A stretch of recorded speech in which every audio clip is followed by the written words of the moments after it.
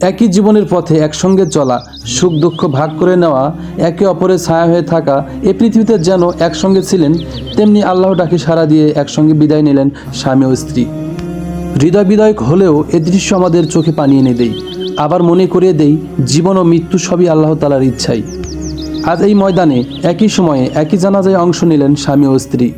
আত্মীয়স্বজন, প্রতিবেশী ও গ্রামবাসীর ভিড়ে ভারিয়ে ওঠে পরিবেশ।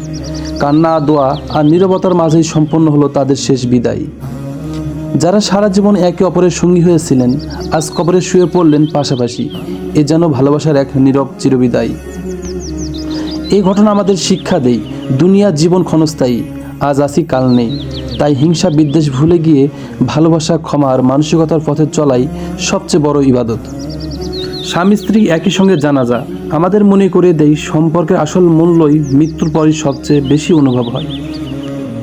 আল্লাহ তাআলা যেন এই স্বামী স্ত্রীকে জান্নাতুল ফেরদৌস নসিব করেন, তাদের কবরকে নূরে ভরিয়ে দেন এবং শোকাহত পরিবার পরিজনকে ধৈর্য ধারণের তৌফিক দান করেন। আমিন।